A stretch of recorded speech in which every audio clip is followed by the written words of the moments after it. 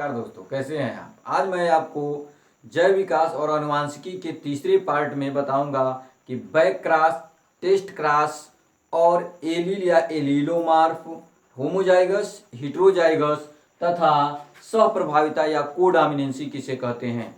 इसके पहले वाले पार्ट में आपको मैं मेंडल के तीनों नियमों को बताया था। आइए अब देखते हैं सबसे पहले कि बैक क्रॉस या विपरीत संकरण किसे कहा जाता है। बैक क्रॉस जैसा कि नाम से स्पष्ट है कि बैक अर्थात पीछे, अर्थात F1 पीढ़ी का, मेंडल के नियम में आपको बताया था, उसमें F1 पीढ़ी भी आपको बताया गया था। तो उस F1 पीढ़ी का जब संकरण हम सीधे जनक पीढ़ी से अर्थात पेरेंट पीढ़ी से कराते हैं तो इस प्रकार के संकरण को बैक क्रॉस कहा जाता है। देखेंगे इसका डेफिनेशन कि कारकों की शुद्धता की पुष्टि के लिए F1 पीढ़ी अर्थात प्रथम संतानीय पीढ़ी के पौधे का संकरण पी पीढ़ी अर्थात जनक या पेरेंट पीढ़ी से कराया जाता है तो उसे बैक क्रॉस कहा जाता है। मेंडल का नियम बताते समय पहले नियम में मैंने आपको दिखाया था कि जब सफेद और लाल पुष्प का संकरण कराया था तो F1 पीढ़ी में सभी पौधे प्रबल लक्षण अर्थात लाल रंग के हुए थे। अब वे जो पुष्प लाल रंग का लक्षण था वह F1 पीढ़ी में था। जब उस F1 पीढ़ी के पौधे का संकरण जब हम P पीढ़ी के पौधे से कराते हैं अर्थात पीछे उल्टा जाते हैं तो इसीलिए इसका नाम है विपरीत संकरण या बैक क्रॉस।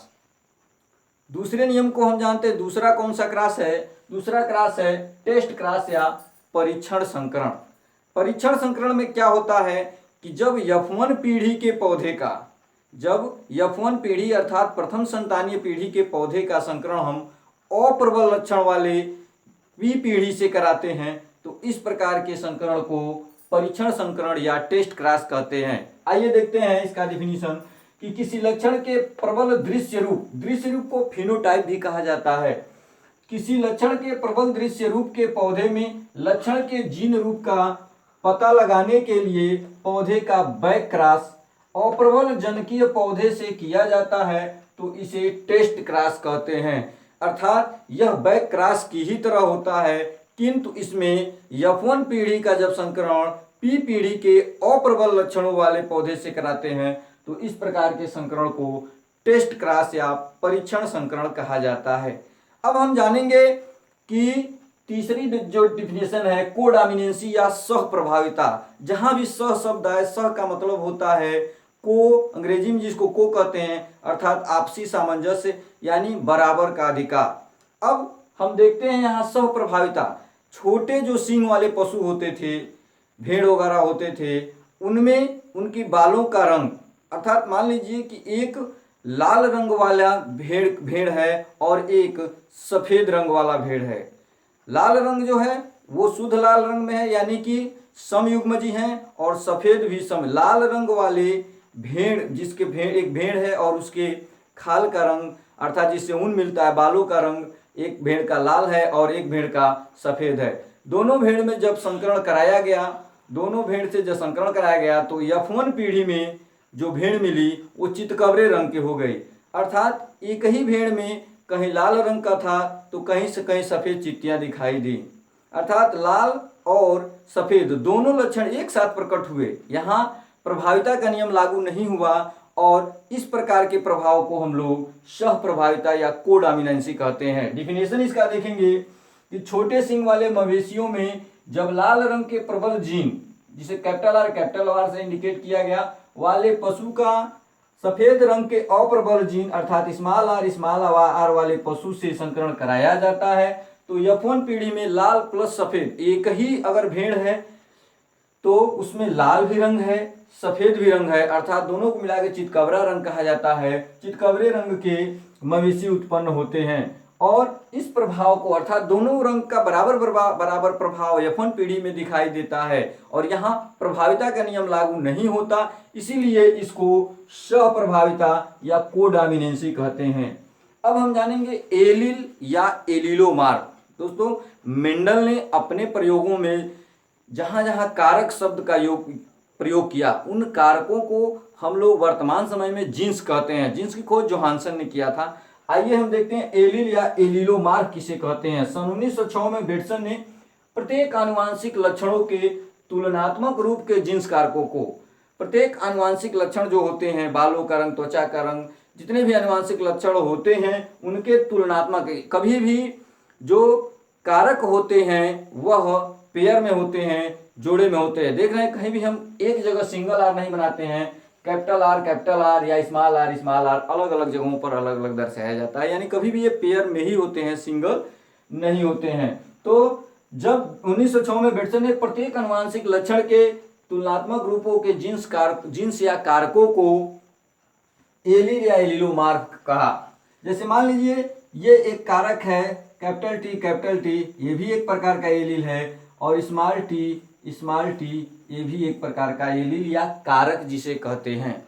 अंतिम चीज जानेंगे हम लोग इसमें, समयुग्मजी और विषम युग्मजी, होमोजाइगस और हेटेरोजाइगस किसे कहते हैं। सम नाम से ही स्पष्ट है कि समयुग्मजी यानी युग्म माने जोड़ा, जब लक्षणों को निर्धारित करने वाले कारक क्या होंगे, दोनों समान होंगे। जब किसी भी लक्षण को, जैसे मान लीजिए कि लंबा तना वाला है तो कैपिटल टी, दोनों कैपिटल लेटर में होंगे तो इन्हें समयुग्मजी। यहाँ भी स्मॉल टी जो छोटे तने को इंडिकेट करता है मटर के, ये दोनों क्या है, समयुग्मजी। लेकिन जब हम यहाँ लक्षणों को निर्धारित करने वाले कारक, जब दोनों कारक अलग अलग होते हैं तो उनको हम लोग विषम युग्मजी कहते हैं। अर्थात देख रहे हैं यहाँ कैपिटल टी और स्मॉल टी, ये इनको विषम युग्मजी। डिफिनीशन देखेंगे इनके बारे में सबसे पहले सन 1902 में बेटसन एवं सैंडर्स ने बताया था, और इन्होंने कहा था कि जब जीन रूप के दोनों जीन समान होते हैं तो उसे समयुग्मजी, एग्जाम्पल के तौर पे कैपिटल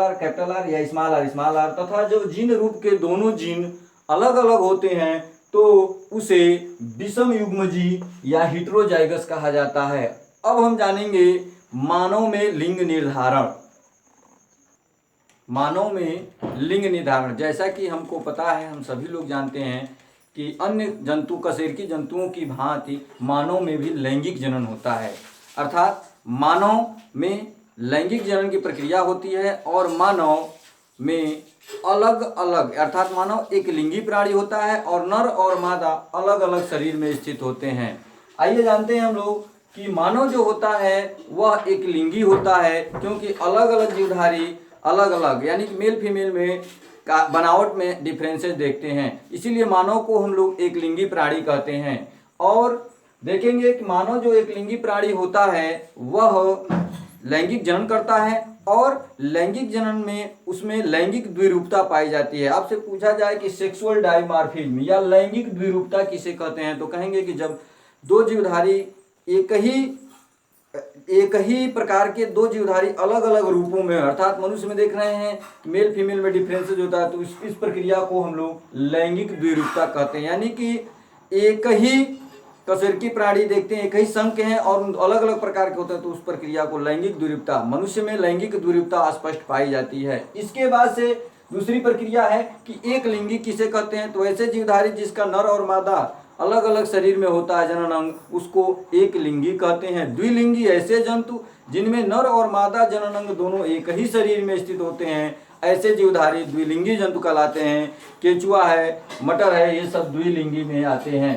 द्विलिंगी को उभयलिंगी भी या बाइसेक्सुअल भी कहा जाता है। अब हम जानेंगे कि मानव में जो लिंग की बनावट होती है, मानव में लिंग का निर्धारण होता है, वो कैसे होता है। आइए देखते हैं कि मानव जो होता है, मानव में कुल, आधुनिक मानव में कुल 46 अर्थात 23 जोड़े गुणसूत्र पाए जाते हैं, और इन 23 जोड़ी गुणसूत्रों में 22 जोड़ी जो गुणसूत्र होते हैं वह स्त्री और पुरुष, मेल फीमेल दोनों में सेम होते हैं, और ये जो 22 जोड़ी गुणसूत्र होते हैं वो शरीर की बनावट करते हैं, शरीर के अन्य अंगों की रचना करते हैं। किंतु अंतिमवा जो 23वीं जोड़ी का जो क्रोमोसोम्स या गुणसूत्र होता है वह मेल में XY और फीमेल में XX होता है। अब जो 22 जोड़ी गुणसूत्र होते हैं उनको हम लोग ऑटोसोम्स या दैहिक या अलिंग गुणसूत्र कहते हैं, तथा जो एक जोड़ी गुणसूत्र होता है जिसको लिंग गुणसूत्र कहा जाता है, वही गुणसूत्र अर्थात 23वीं जोड़ी का जो गुणसूत्र होता है मानव में लिंग का निर्धारण करता है। आइए देखते हैं मानव में लिंग निर्धारण कैसे होता है। मानव एक लिंगी जंतु है जिसमें लैंगिक जनन होता है, और इसमें लैंगिक द्विरूपता पाई जाती है। सबसे पहले जानेंगे मानव में गुणसूत्र। मानव में 46 गुणसूत्र होते हैं और पेयर में ये होते हैं, इसीलिए 23 जोड़ी कहा जाता है। दूसरी चीज, 22 जोड़ी जो गुणसूत्र होते हैं उनको दैहिक गुणसूत्र या अलिंग गुणसूत्र कहा जाता है, तथा एक जोड़ी जो गुणसूत्र होता है उसको लैंगिक गुणसूत्र या लिंग गुणसूत्र कहते हैं। जो 22 जोड़ी गुणसूत्र होते हैं वह मेल फीमेल दोनों में यक्स यक्स होते हैं और इनको जो समजात या ऑटोसोम्स कहा जाता है। किंतु जो 23वीं जोड़ी अर्थात एक जोड़ी जो बच रहा है वह जो होता है वह मेल में यक्स वाई तथा फीमेल में यक्स यक्स होता है, जो असमजात या हेटेरोसोम्स के नाम से जाना जाता है। और यही गुणसूत्र मानव में लिंग का निर्धारण करता है। देख रहे हैं, ये पुरुष है, ये मेल का इंडिकेशन है और ऐसे फीमेल का इंडिकेशन है, स्त्री है। दोनों में जो लिंग गुणसूत्र एक जोड़ी है वह पुरुषों में हमको पता है यक्स वाई और महिलाओं में यक्स यक्स होता है। पुरुषों में अब इनमें अर्धसूत्री विभाजन होता है, क्योंकि लैंगिक जनन की प्रक्रिया में अर्धसूत्री विभाजन सदैव होता है और दोनों गुणसूत्र अलग अलग हो जाते हैं। यहाँ भी देख रहे हैं दोनों अलग अलग हो जाते हैं। अब देख रहे हैं यह यक्स इस यक्स से अटैच होकर पुत्री की उत्पत्ति करता है, डॉटर की उत्पत्ति करता है, और यह जो यक्स है इस वाई से अटैच होकर पुत्र की उत्पत्ति करता है। अर्थात मानव में लिंग निर्धारण जो होता है वह 23वीं जोड़ी गुणसूत्र से या लिंग गुणसूत्र के द्वारा होता है, और जो 23वीं जोड़ी का गुणसूत्र होता है वह मेल और फीमेल दोनों में अलग अलग होते हैं। इसीलिए पुत्रियों की जो संरचना होती है उसमें जिम्मेदार होता है वह पुरुष होता है। दोस्तों, वीडियो अगर समझ में आए, उपयोगी लगे तो लाइक शेयर कमेंट्स करना न भूलें।